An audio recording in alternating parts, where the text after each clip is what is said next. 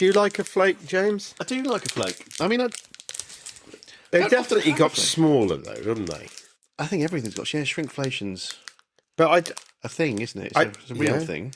It is a real thing. But as I'm opening this, I'm excited by it. Yeah. Yeah, well, the adverts, and you don't see a flake advert. No, you don't. But the adverts back in the sort of 90s made out that it's a particularly indulgent treat. Yeah, Flake. absolutely. And I like a flake, but I think they were overselling it a little. It goes everywhere, though, as well. That's why I quite like a twirl, actually, because that's like a flake, but covered in... They've sort of hardened up their act, haven't they? They did, yeah. Although there was a lot of those kinds of chocolates that don't necessarily exist anymore, because there was the twirl. The twirl sort of endured. But the Spira, do you remember the Cadbury Spira? I do, yeah. Died a death. That's died a death. Now, that's actually made me think of a very strong memory from my childhood. Go on, then. Because we heard all about the knotted handkerchief last time. In our house, we were not exactly well off. Right. I think that's fair to say. So there was no dinner money as such. You had to pick up a frozen sandwich. Right.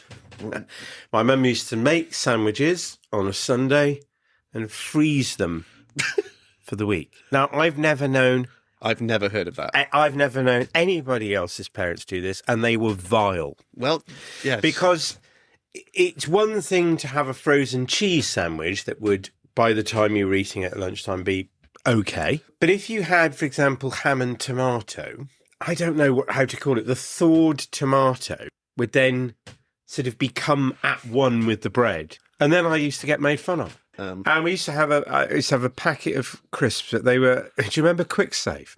I do remember Quick Save. That became something else, didn't it? I think it did go on to become low cost or something like that, and then went on to be. And then they were bought out by Safeway. Do you remember Safeway? That's right. Yes. And then Safeway, of course, were bought out by Morrison's. Yes. So there we are. A few adverts. That's the journey. But let's go back in time with the journey. Yeah. Quick Save. They didn't mess about with the sort of the budget nature of things. So the crisps, the outer packet of the 6-pack, if you will excuse the phrase, had plain crisps written on it. Quick Save plain crisps, or Savers plain crisps. I may be confusing that with Morrison's, but definitely the Quick Save. When you then open the bag, the actual crisps the packets contained within the outer wrap had no print on them whatsoever. They were simply plain white.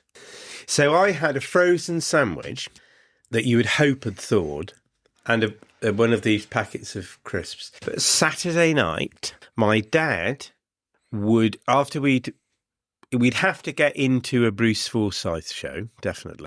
And once he'd paid your cards, right? Nice to see you. Nice. Don't touch the pack. We'll be right back. All of that stuff. I genuinely felt like I was in the room with Bruce. Well, coming out, you're so appealing. Come on, dollies, and do your dealing. When we were into that show, my dad would disappear out into the kitchen.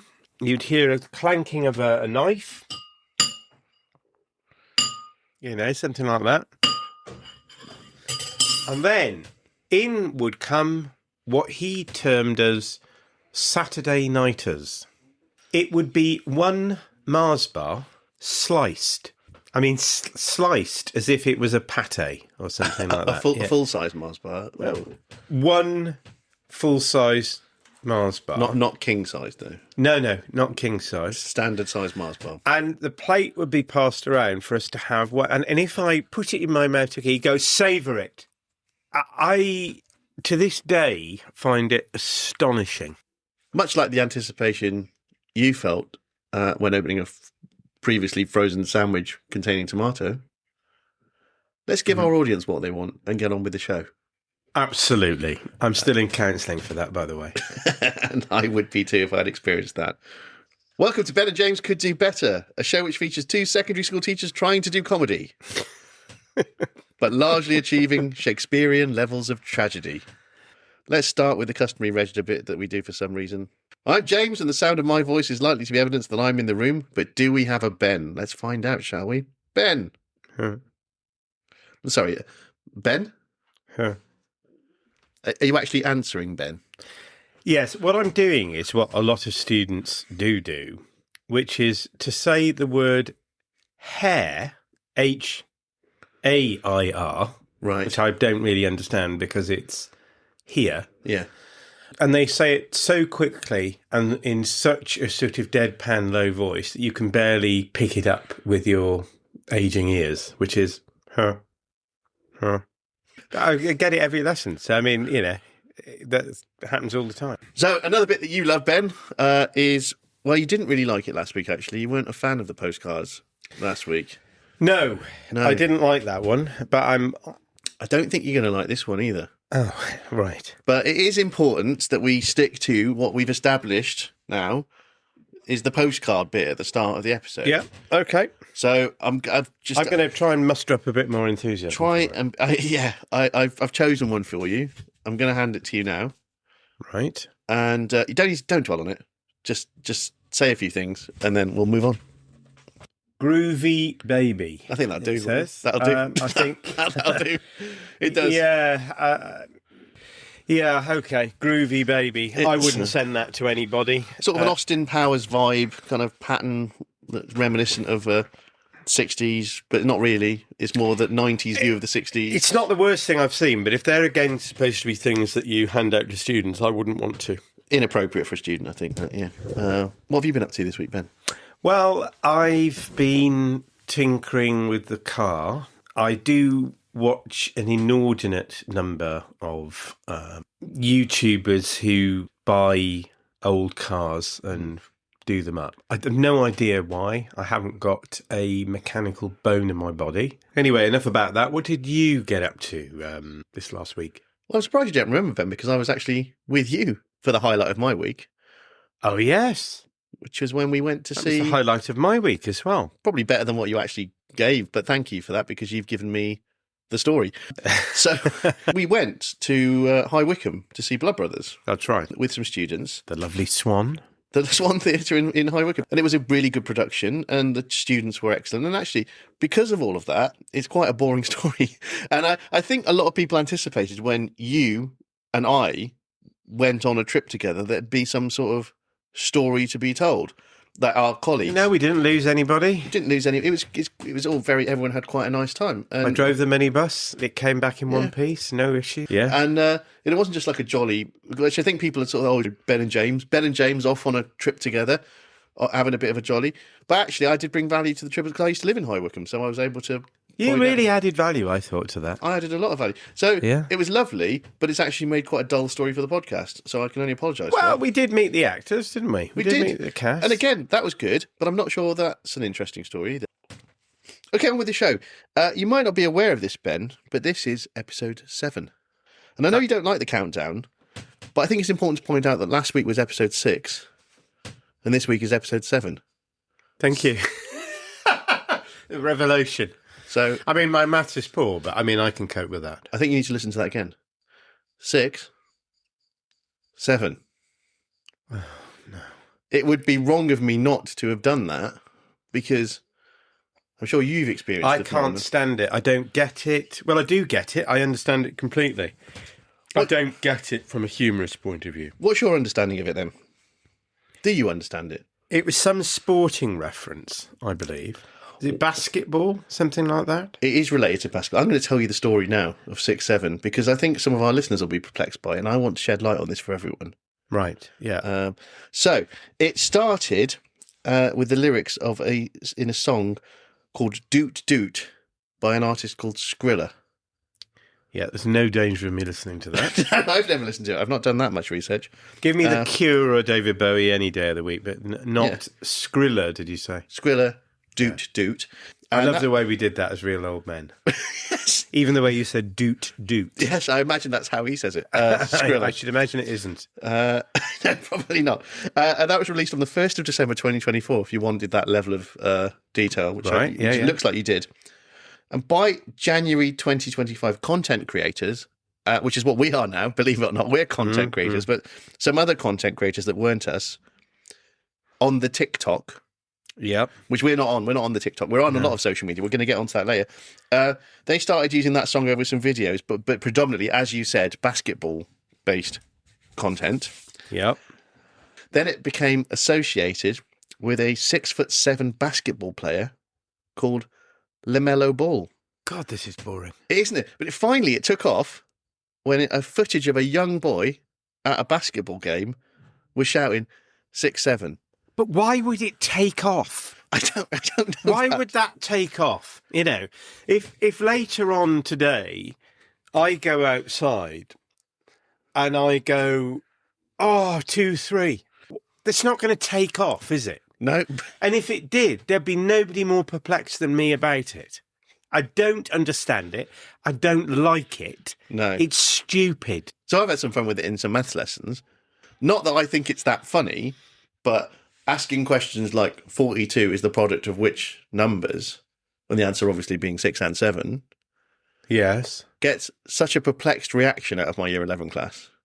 They get quite annoyed with me for doing that, even though they're the idiots who came in going 6'7", 6'7", and trying to get a reaction out of me. The reaction they get out of me is that. Yeah, I mean, I had it the other day. We were marking one of the drama questions, and I said, well, you know, that's a 5 out of 8, but if you wanted a 6 or 7... and then there was some guffaws of laughter. Yeah. Absolute guffaws of laughter. They think you did that on purpose, you see. Well, I didn't. And even if I did, it's not funny. But it is to them.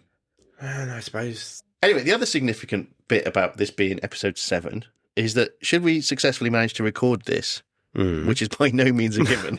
Well, it never is. No. Never is. But we've made it to the end of 6. Yeah, or 7. See? You can enjoy it. Oh, enjoy it. You just need to lean into it. Yeah. Anyway, I if we do make it to the end of episode 7, we will have officially survived pod fade. Right, that sounds interesting. Tell me more. Pod fade is quite a common trait amongst new podcasters. Mm. And what basically happens is they start recording, realise no one's listening, and sort of stop. And they don't make it as far as episode 7. Right.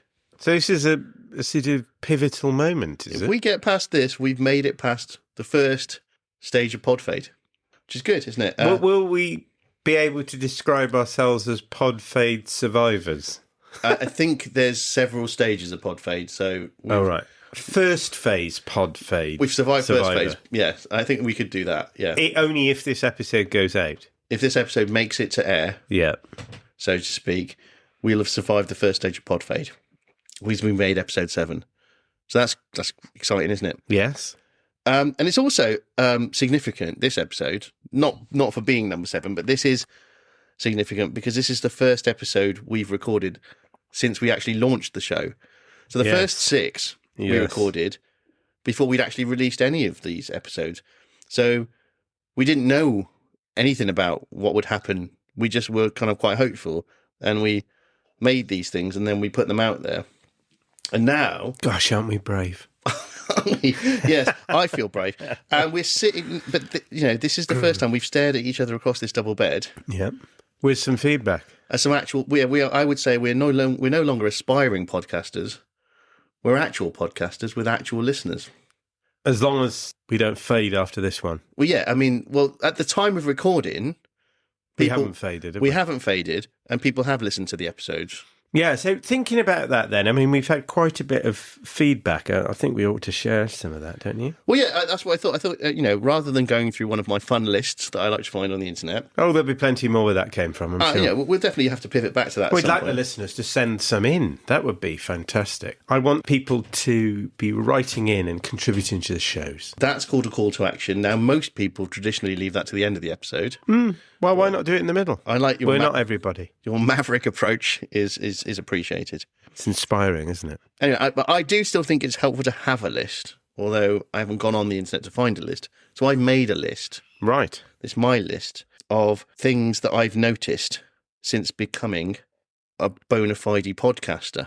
And you might have noticed some other stuff. Yeah. So obviously feel free to contribute. Thank you, it's very kind of you. Because I feel this is it's a shared operation. It's important. It's very kind of you to invite me to. I want you to feel heard.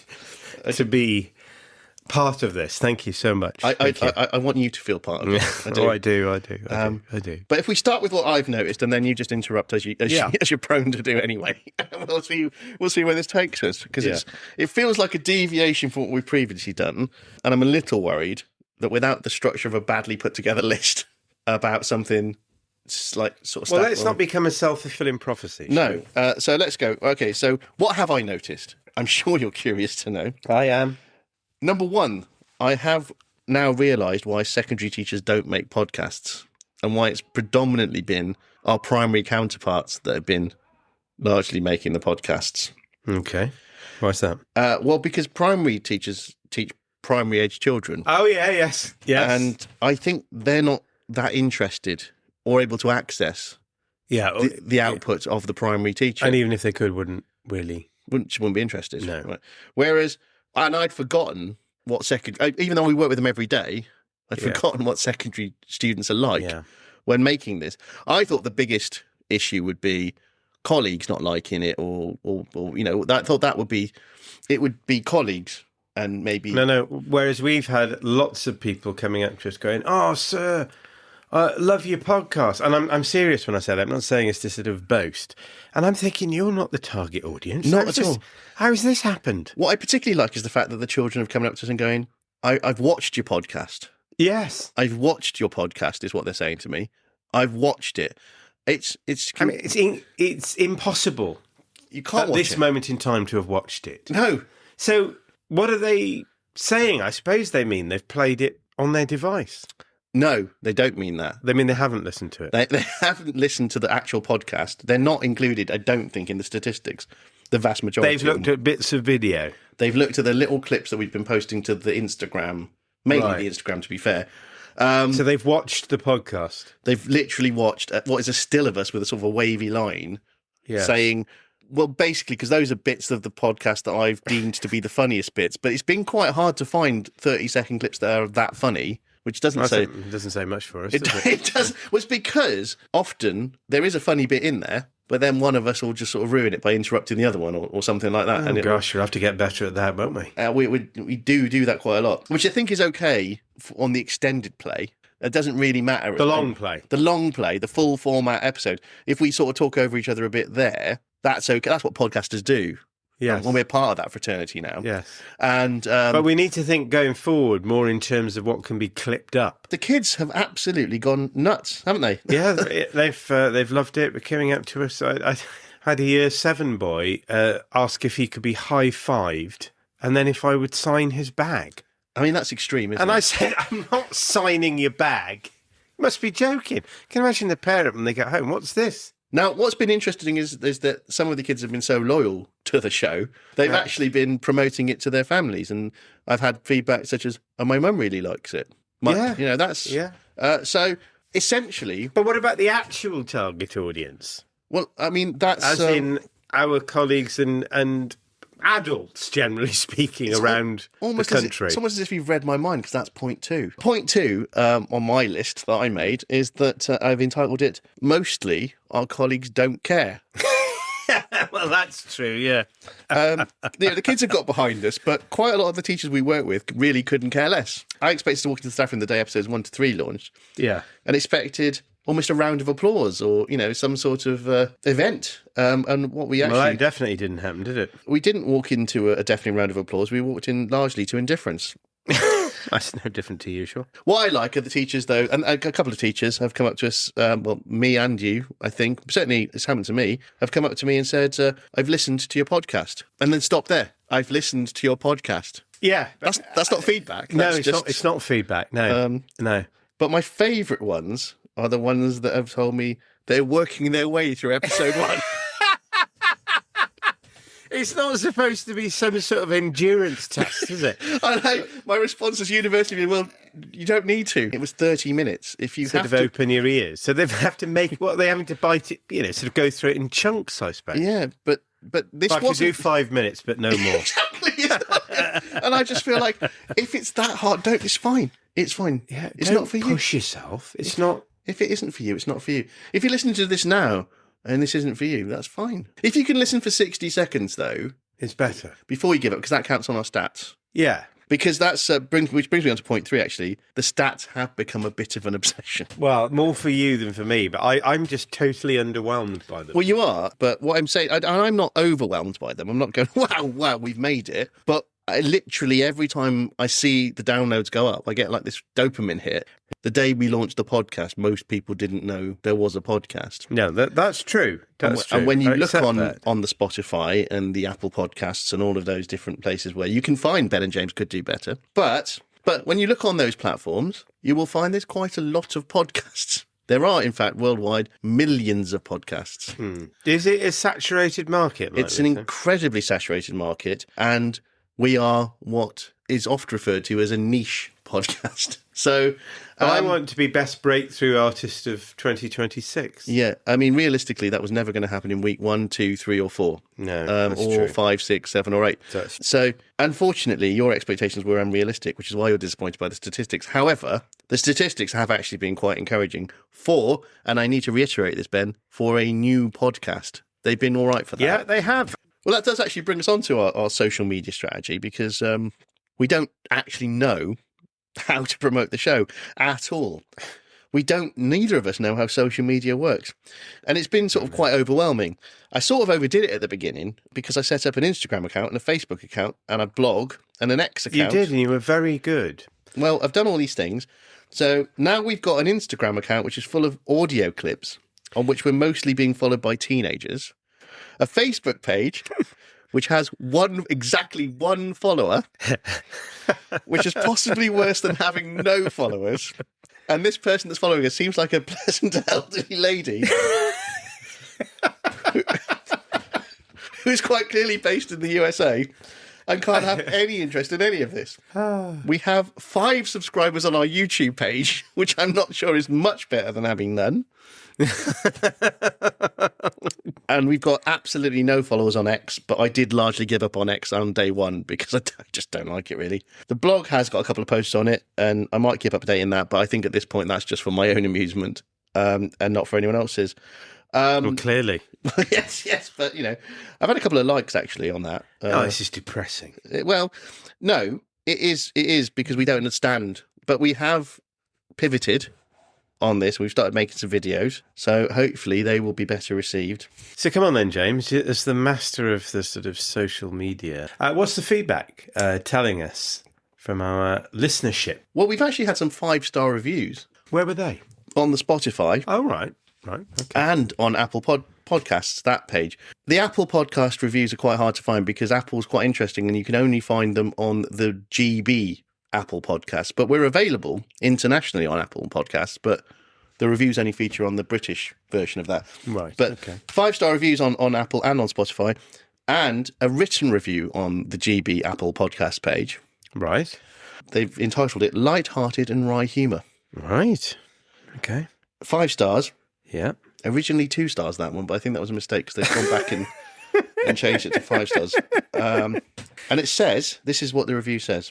A great listen from 2 experts in their field. Both have been there and got the T-shirt and lived through to the other side. I don't think we have actually lived through. I think we're still in the middle of it. Well, yeah, very much in the thick of it, I would say. Have loved and re-listened to all episodes thus far. Wow. I know. And looking forward to the next topics to come under the killer gaze of this pair. Right. I just hope they keep their jobs. Oh, that last bit. Yeah. Well, thank you. And obviously we hope... Very caring, actually. Very caring, and we hope... Now, I don't know if this is a person we know or someone that doesn't know us, but it's very nice. It's a very nice review. Thank you. Well, long may they continue. But we've had some other feedback in other areas. Right. As well. Okay, yeah. I'm sure it'll be overwhelmingly positive, is it? Some of them have been quite weird. Right. On the YouTube. So, on YouTube, somebody... Essentially, it's a warning they've written. They've put, I wouldn't announce that, if I'm honest. You won't hear the end of it from ya students.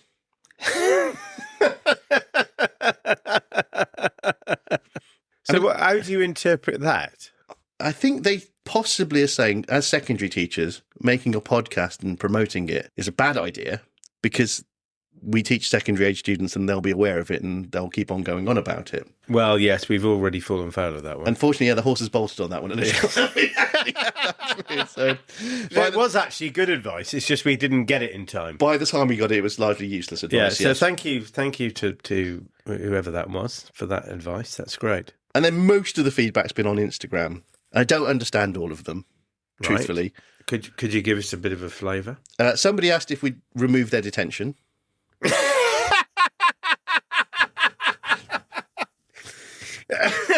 That's somebody homegrown then, obviously. Yes.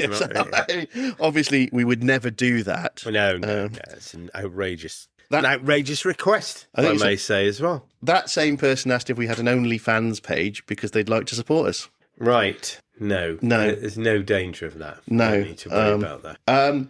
A student in school that I know, because the day the podcast launched, actually did sponsor us. What? They because there's a bit on the Buzzsprout page where you can support Ben and James sort of thing. It's sort of, we don't have a choice. That's just there. All I could do was kind of reframe it a little bit. I changed the wording so it sort of isn't quite such a money grabbing but basically it's there. You can't not have it. But one of the students in We've school, had a donation. Well, yes, but they did. Yeah. But then I think the algorithms or whatever worked out that it was a child doing this. So cancelled it. So what was the donation? I never really saw. I think it was a commitment to regularly donate money as well. Wow. On behalf of. So it could have been a sort of £2 a month, something like that. Yeah, which would have made all the difference actually. But it certainly would have done to the quality. I did tell him no, you can't do that. But I think the internet told him no, you can't do that as well. Well, thank goodness for that. It was a relief. Yeah, I would have felt quite awkward receiving even that, as small as that income would have been. It wouldn't have been. Well, it's these small stepping stones, isn't it? I feel that could have been a conflict of interest. There is on the Instagram. There's somebody that keeps sending us memes. Why? I don't know what. They don't seem to bear any relation to anything that we're posting. And on one comment, he made a comment. He seemed to be accusing us of being AI, and then a student has defended us in this comments and put, how can they be AI if they're two teachers who work in a school? There's nothing artificial or indeed particularly intelligent about any of this. So, yes, and then lots of comments, but quite supportive things, people saying like black heart emojis and things like that. What do they mean? I think it's positive. I'm going to find out. But mainly it's been students going, I know these people, isn't that brilliant? And as if we're already famous. That's nice, isn't it? Yeah, but it's enthusiastic. The black heart emoji commonly symbolises deep, dark love, affection and admiration, but often with an edgy, rebellious or sarcastic tone. Right. Well, that's appropriate. I quite like that, yeah. I think that fits. Yeah. We've also got a fan, I've noticed on the social medias, in Cambridgeshire. Yeah? Yes, and this gentleman given us the benefit of his opinion on how things were going. He thought episode 1 was a bit slow moving. Yeah, he felt that was a bit slow moving, right. and you know, kind of feedback we need. Yeah. We then had him. He piped up again and said something about for episodes 2 and 3. He said getting better. Okay. He said, but you both sound the same. I don't think that's true. I don't think it's true either. I don't think I sound anything like you. And I hope I don't sound anything like you. I mean, you know, I've got a great deal of time for you, but I don't go around trying to mimic you. No, you mimic Bruce Forsyth and very well. But no, and no, it's interesting because I.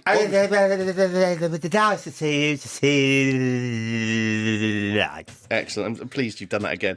Yeah, I am too. I obviously, as well as running the socials, I do most of the editing, all of the editing. Let's be honest, all of the editing. Okay, yeah. And so I listen to the episodes quite a lot. I mean, you have to.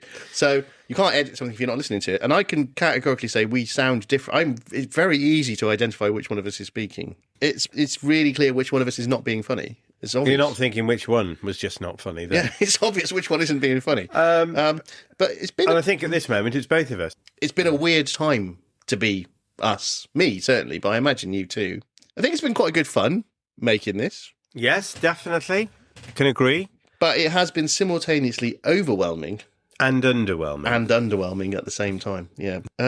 Any additional thoughts? Well, my mum said to me, I said, "Oh, Mum, doing a podcast with my friend James. Oh, yes, James, the one that works with you. I said, yeah. Well, what's all that about? And I said, well, it's about education. And she said, well, will people listen to that? I said, well, I don't know, Mum, but I'm hoping. And she said, well, I won't be.